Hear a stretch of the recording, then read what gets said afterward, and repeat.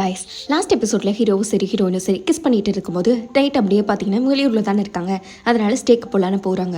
போன உடனே ரெண்டு பேத்துக்கு ஒரே ஷாக்கு. ஏன்னா ஹீரோ பார்த்தீங்கன்னா ஆக்சுவலாக டபுள் பெட்ரூம் தான் கேட்டு போட்டுப்பாங்க.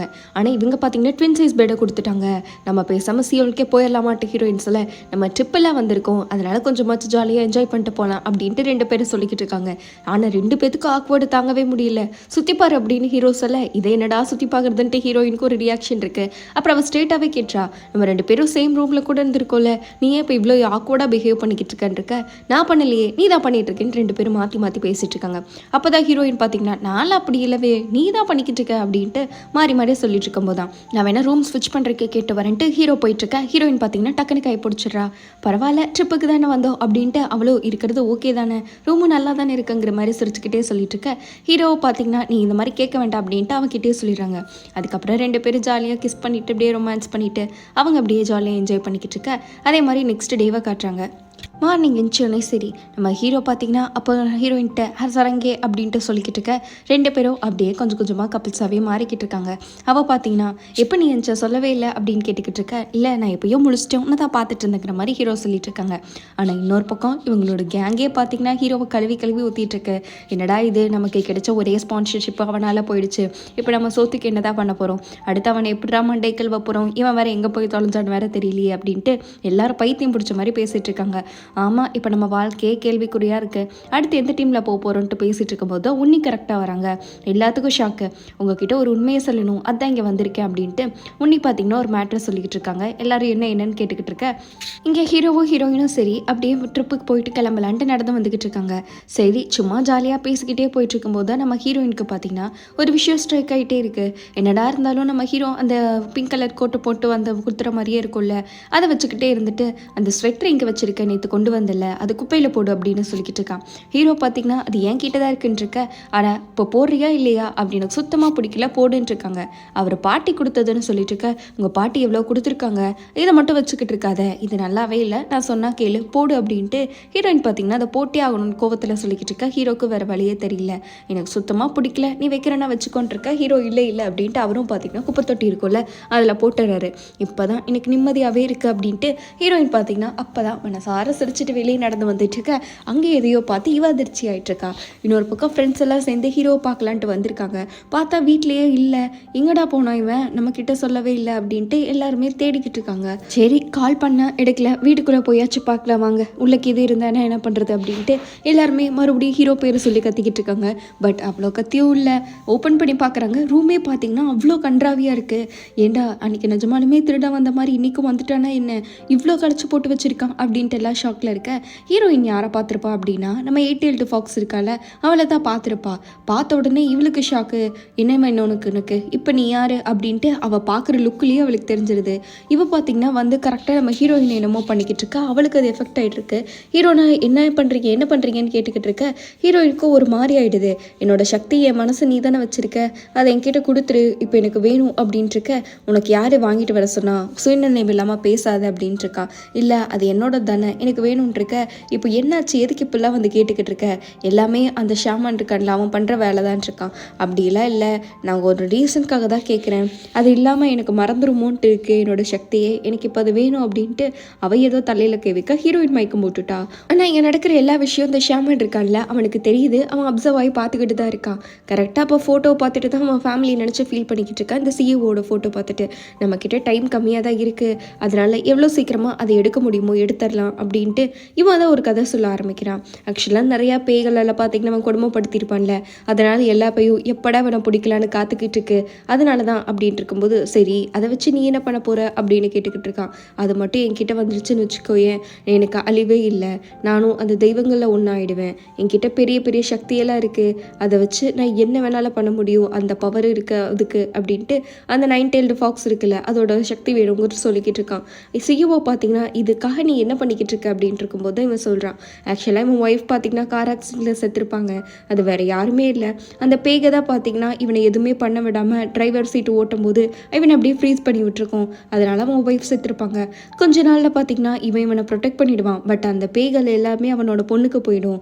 அந்த பேய்கள் எல்லாருமே சேர்த்து அந்த பொண்ணை ரொம்ப கொடுமைப்படுத்த ஆரம்பிச்சு அந்த பொண்ணு பார்த்தீங்கன்னா வழி தெரியாமல் சூசைடே பண்ணிக்கும். பட் இவன் என்னதான் இருந்தாலும் சரி இவனால் எதுவுமே பண்ண முடியல. அடுத்து இந்த பேய்களை எப்படா இவனை பிடிக்கலான்ட்டு இருக்கு. அது மட்டும் என் கையில் வந்துருச்சுன்னா அந்த பேய்களையும் சரி அந்த இது உருவாக்கணும்னு சரி எல்லாத்தையுமே நான் விட மாட்டேன். அப்படியே அழிச்சு என்னோட ரிவெஞ்ச் எடுத்துருவேன். இவ்வளோ நாள் இந்த மாதிரி பச்சை குத்தி தான் என்னை சர்வை பண்ணிட்டு இருந்தேன் பாரு, இனிமேல் இது தேவையே இல்லை, எனக்கு அந்த சக்தி கிடைச்சா போதும் அப்படின்ட்டு இவன் பார்த்தீங்கன்னா அந்த சக்திக்கு பின்னாடி பேய் மாதிரி அடைஞ்சே ஆகணும்னு சுற்றிக்கிட்டு எப்படியும் நான் எல்லாத்தையும் அழிக்காமல் விட மாட்டேன்ட்டு சவால் வேற போட்டுக்கிட்டு இருக்கான். அதுக்கு 10 வருஷம் நான் உயிரோடு இருந்தாலும் சரி 10,000 வருஷம் இருந்தாலும் சரின்னு இருக்க. இங்கே ஹீரோயின் பார்த்தீங்கன்னா கண்ணை முழிக்கிறா. அவளோட வீடாக இருக்குது. இவளுக்கு ஒன்றுமே புரியல, எப்படா என் வீட்டுக்கு வந்தேன் அப்படின்ட்டு இவள் அப்படியே ஷாக்கில் தெரிஞ்சுக்கிட்டு இருக்க. அங்கே பார்த்தீங்கன்னா இவளுக்கு ஏதோ தூங்கி எழுந்த மாதிரி தான் இருக்குது. தூங்கி தான் என்ன எழுந்தேன், அதுக்குள்ளே எப்படி வந்தேன்ட்டு இவளுக்கு கிட்டத்தட்ட எந்த ஞாபகமும் இல்லை.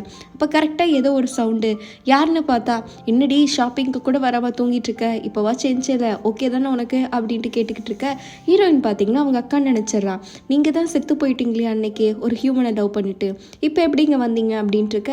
நான் இப்போ செத்த, நீ என்ன சொல்லிக்கிட்டு இருக்க அப்படின்ட்டு அவங்க அக்கா பார்த்தீங்கன்னா சரி விடு, ஃபேஷனுக்கு டைம் ஆச்சுன்னு நினைக்கிறேன், நம்ம வா அடுத்து ஷாப்பிங் போகலாம், அதுக்குள்ளே நான் சாப்பாடு வாங்கிட்டு வந்திருக்கேன், வா சாப்பிடலாம் அப்படின்ட்டு இருக்க. இவ டக்குன்னு ஹக் பண்ணிக்கிறா. அக்கா நிஜமாலுமே வந்துட்டீங்களா, நான் கூட எவ்வளோ பயந்துட்டு தெரியுமா அப்படின்ட்டு அவள் பார்த்தீங்கன்னா எனக்கு கொஞ்சம் எல்லாமே ஒரு மாதிரி நடந்த மாதிரி இருக்குது, கனவு வியர்டாக இருக்குது, நான் ரொம்ப நாள் தனியாக இருந்தேன், பல வருஷம் நான் தனிமையிலே ஸ்பெண்ட் பண்ணேன், அதுக்கப்புறம் நான் யாரையும் மீட் பண்ணுறேன் அப்படின்ட்டு இருக்கேன், ஏதோ நல்லா கனவு கண்டிருக்கேன்னு தெரியுது, சரி வா அப்புறமா சொல்லு அப்படின்ட்டு இருக்காங்க. இல்லை நான் ஹியூமனாக மாதிரி ஒரு ஹியூமனை கொண்டு டேட் பண்ண ஆரம்பிச்சிட்டேன் தெரியுமா அப்படின்னு ஹீரோயின் சொல்ல, என்ன வியர்டான கனவு அப்படின்ட்டு அவங்க அக்காவும் பார்த்தீங்கன்னா கேட்டுக்கிட்டு இருக்காங்க. 2 பேரும் பையன் என்ன நல்லா இருக்கானா அப்படின்னு சும்மா கலாய்ச்சி பேசிகிட்டு இருக்கும்போது தான் நம்ம ஹீரோயினுக்கு எதுவுமே ஞாபகம் வர மாட்டேங்குது. ஆனால் அவங்க அக்கா கேட்குறாங்க, உங்ககிட்ட நான் உனக்கு கொடுத்தேன்ல அது எங்கே வச்சிருக்க என்னோட சக்தி மனசை அப்படின்ட்டு இருக்க. ஹீரோயின் பார்த்தீங்கன்னா ஆமாம் என்கிட்ட கொடுத்தீங்களே, என்கிட்ட எதுக்கு கொடுத்தீங்க, நான் எங்கே வச்சேன் அப்படின்ட்டு அவள் கொஞ்சமாக யோசிச்சு இவள் பெட்ரூம் இருக்குல்ல அங்கே கூட்டிகிட்டு போயிட்டுருக்கா. ஸோ நான் இங்கே தான் வச்சிருக்கியா என்னோடது, இங்கே எங்கே வச்சிருக்க அப்படின்னு கேட்டுக்கிட்டு இருக்க. ஹீரோயின் பார்த்தீங்கன்னா ஆமாம் இங்கே எங்கே வச்சேன் அப்படின்ட்டு அவள் மறுபடியும் யோசிச்சுட்டு இருக்க. இப்போ கரெக்டாக அந்த 8-tailed fox வேற வந்து நீங்கள் சொல்லாதீங்க அக்கா அப்படின்ட்டு இருக்காங்க. ஆனால் நம்ம ஹீரோயின் பார்த்தீங்கன்னா அவளை பார்த்துடுறா. பார்த்த உடனே இவளையும் பார்க்குறா. 2 பேரும் ஒரே மாதிரி இருக்காங்க. நம்ம ஹீரோயினுக்கு புரியல, குழம்பிடுது. அங்கே நம்ம ஹீரோ பார்த்தீங்கன்னா எழுப்பி விட்டுட்ருக்க. இவளுக்கு லைட்டாக அது கொஞ்சம் கொஞ்சமாக ஸ்ட்ரைக் ஆகிட்டுருக்கு.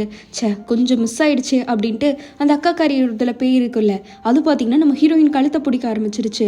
இப்போ நீ சொல்ல போறியா இல்லையா அப்படின்ட்டு இருக்க. ஹீரோயினுக்கு வேற என்ன பண்ணுறதுனே தெரியல. ஏன்னா நம்ம ஹீரோயின் பார்த்தீங்கன்னா ஆல்ரெடி இதெல்லாம் முன்னாடியே சொல்லிக்கிட்டு இருப்பா இந்த 8-tailed foxல கண்டிப்பாக இப்போ உன்னோட ப்ரீட் இருக்குல்ல அதாவது மனசு அது தேடி வரக்கு தான் நிறைய சான்ஸ் இருக்குன்ட்டு இருக்க. அது நான் பார்த்துக்கிறேன் நீங்கள் கவலைப்படாதீங்கன்னு இருக்கா. நீ விளையாடுற மாதிரி அது விளையாட்டு இல்லை, அந்த ஷாமான் எடுத்து வச்சிருப்பான், கொஞ்ச நாள் அது உனக்கும் எனக்கும் சரி சம்மந்தமே இல்லாத இடத்துல இருக்கணும், அப்போ தான் நம்ம அதை காப்பாற்ற முடியுங்கிற மாதிரி ஹீரோயின் ஆல்ரெடி அதை பத்திரப்படுத்தி தான் வச்சிருப்பா. இங்கே ஹீரோக்கு வேற அவள் சப்கான்ஷியஸாக இல்லாமல் போயிட்டுருக்கு, என்ன பண்ணுறதுனே தெரியல. அப்போ தான் இந்த 8-tailed fox பார்த்தீங்கன்னா நம்ம ஹீரோயின் அந்த பிளேசர் வச்சிருப்பாள் அந்த வால் அது அவகிட்ட தான் இருக்கும் போல். அது டக்குன்னு எப்படியோ ஒன்று நம்ம ஹீரோ கண்ணு முன்னாடி வர மாதிரி பண்ணிடுது. நம்ம ஹீரோக்கு ஆல்ரெடி இது தெரியும், ஹீரோயின் முதலையே சொல்லியிருப்பாள் அது ரொம்ப சக்தி வாய்ந்தது, அது எனக்கு வேணும் அப்படின்ட்டு. ஹீரோவை அதை எடுத்து வச்சுக்கிட்டு இருக்காங்க. ஆனால் இந்த பக்கம் இன்னொரு பக்கம் நம்ம ஹீரோயினோட நிலைமை மோசமாயிட்டே போயிட்டுருக்கு. அதை விட்டால் அப்படியே அடிச்சே கொன்று போல அந்த அளவுக்கு பெரிய சுற்றிக்கிட்டு இருக்க. அதை உங்கள் கையில் வைக்க சொல்லுங்கள், நீ கையில் வைக்க சொல்லுங்கள் அப்படின்ட்டு அந்த 8-tailed foxும் சொல்லிக்கிட்டு இருக்கு. ஹீரோயினும் பார்த்தீங்கன்னா அவள் சப்கான்ஷியஸ்லேருந்து எவ்வளோ மெதுவாக கத்த முடியுமோ அவ்வளோ மெதுவாக எனக்கு கையில் வைக்கணும்னு சொல்லிட்டு இருக்க. ஹீரோவை பார்த்தீங்கன்னா அவளோட கையில் வைக்கிறாங்க. இந்த வால் அப்படியே அவளோட கனவு இருக்கும்ல அதுலேயே வருது. வந்த உடனே நம்ம ஹீரோயின் ஒரே ஏற்றுவா பாருங்க. அப்படியே அதோட கதை முடிஞ்சிடுது. நம்ம ஹீரோயின் எப்படியோ நார்மல் ஆயிடுறா. ஜஸ்ட் மிஸ்ல நம்ம ஹீரோயின் செத்து போயிருப்பானா. இங்கே அவள் அடிபட்டோன்னே சரி இந்த மந்திரவாதி இருக்கான்ல அவனுக்கு இங்கே ரத்தம் வாமிட்டு வந்துக்கிட்டு இருக்கு, இன்னாச்சுனுக்கு அப்படின்னு சிஓ பதறி அடிச்சுட்டு போய் கேட்டுக்கிட்டு இருக்க. இன்னொரு பக்கம் இங்கே 8-tailed foxுக்கு அதோட பாடி கிடச்சிருச்சு. இப்போ எல்லாமே நார்மல் ஆகிடுச்சு, நீங்கள் நல்லா தானே இருக்கீங்க அப்படின்ட்டு அதுவும் பார்த்தீங்கன்னா பதறி அடித்து கேட்டுக்கிட்டு இருக்க. நான் நல்லா தான் இருக்கேன், இப்போ நம்ம லவ் சேஃபாக தான் இருக்கும் அப்படின்ட்டு ஹீரோயின் அவ்வளோ சந்தோஷமாக சொல்லிட்டு இருக்கா. ஆனால் இங்கே அவனுக்கு பார்த்தீங்கன்னா பைத்தியம் பிடிச்ச மாதிரி ஆயிடுச்சு. ஏன்னா அவன் வீக் ஆகிட்டான். இப்போ அவன்கிட்ட சக்தியும் இல்லை, என்னை விட்டுருங்க, என்னை மன்னிச்சிருங்க, என்கிட்ட சக்தியும் இல்லை, நான் தெரியாமல் பண்ணிட்டேன்ட்டு அவன் பார்த்தீங்கன்னா இந்த ஷாமான் பைத்தியம் பிடிச்சி என்னை மன்னிச்சிருன்ட்டு சிஓட்ட சம்மந்தமே இல்லாமல் மன்னிப்பு கேட்டுட்டு இருக்க. சிஓ பேய் அடித்த மாதிரி ஆகிட்டான். இனிமேல் எதுவுமே முடியாதுங்கிற மாதிரி அவனுக்கும் தெரிஞ்சிருச்சு.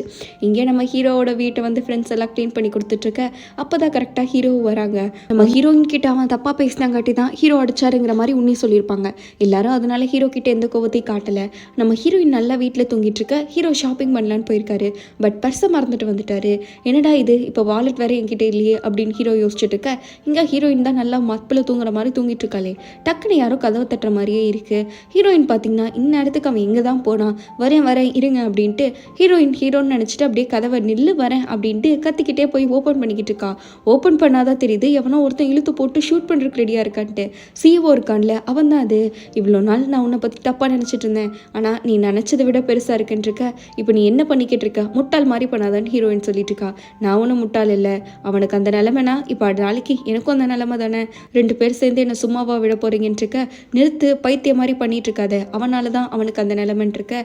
அப்போ கூட சேர்ந்து நானும் தானே வேலை பார்த்துருக்கேன். தோ ஹியூமன்ஸ் எப்படி இருப்பாங்கன்னு உனக்கு காட்டுறேன் அப்படின்ட்டு அவன் பார்த்தீங்கன்னா கன்னை ஷூட் பண்ண வர கரெக்டாக ஹீரோ வேறு அந்த இடத்துல வந்துடுறான். அவன் வந்து எவ்வளோ தடுக்க முடியுமோ தடுத்துக்கிட்டு இருக்க. அவனும் பார்த்தீங்கன்னா கன்னை விடுற மாதிரி தெரியல. அவன் கன்னை பிடிச்சிட்டே இருக்கான். ஹீரோயினை ஷூட் பண்ணி ஆகணும்னு இருக்க. கரெக்டாக பார்த்தீங்கன்னா அந்த நடுவில் ஹீரோ வந்து ஷூட் வாங்கிக்கிறாரு. வாங்கின உடனே சரி இவன் பயத்தில் ஓடிடுறான். பட் என்னதான் இருந்தாலும் நம்ம ஹீரோ இருக்காருல்ல அவருக்கு ஒரு மாதிரி ஆயிடுது. ஹீரோயின் என்னாச்சு, ஏன் இப்படிலாம் பண்ண அப்படின்னு கேட்டுக்கிட்டு இருக்க. அப்போ கூட ஹீரோயின் ஓகேவான்னு ஹீரோ கேட்டுக்கிட்டு இருக்காரு. எதுக்காக இப்படிலாம் நீ பண்ண, இந்த குற்ற உணர்ச்சி என்னை சாவடிச்சிருன்ட்டு குருதேவர் சொன்னது தான் ஞாபகம் வருது. அவன் இன்னைக்கு நீ காப்பாற்றிருக்கலாம், ஆனால் அவன் எப்பயும் செத்து தான் ஆவாங்கிற மாதிரி அவங்க சொல்லியிருக்காங்க. நான் கண்டிப்பாக அவனை சாக விட மாட்டேன், எப்படியாச்சும் நான் காப்பாற்றிடுவேன் அப்படின்ட்டு ஹீரோயின் பார்த்தீங்கன்னா அவள் கதறி அழுதுட்டு இருக்க. ஹீரோ அப்படியே பிடிக்கலான்னு வராரு. பட் மயக்கம் போட்டு விழுந்துடுறாங்க. ஹீரோயினுக்கு நான் பதறி அடிச்சுட்டு போயிடுது, என்னை விட்டு போயிடாதான்ட்டு அவள் உட்காந்து அழுதுகிட்டு இருக்கா.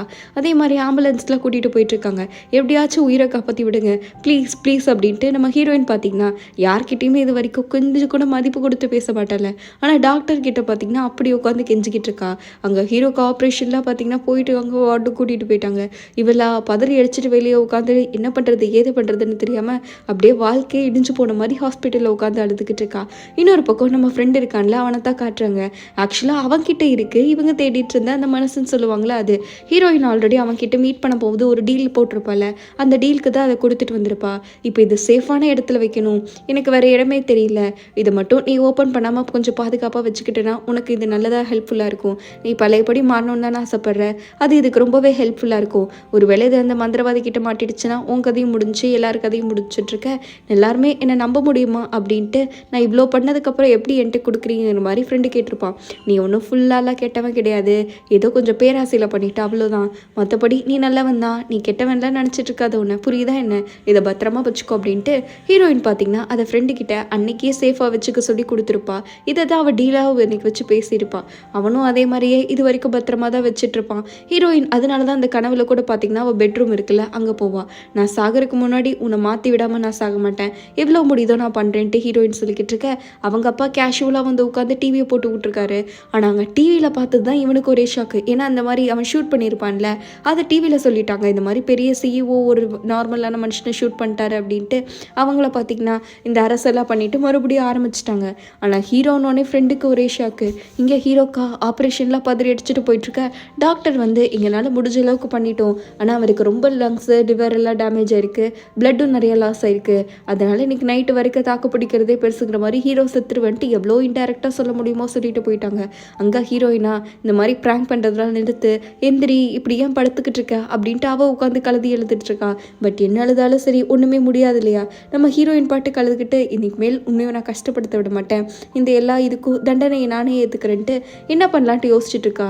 பட் அவள் கனவுல பார்த்தீங்கன்னா ஹீரோ அந்த பிளேடு இருக்குல்ல அதை வச்சு இவளை குத்துற மாதிரி இருக்குல்ல, இதுதான் விதின்ட்டு அந்த மூத்தவர் கூட சொல்லியிருப்பார்ல.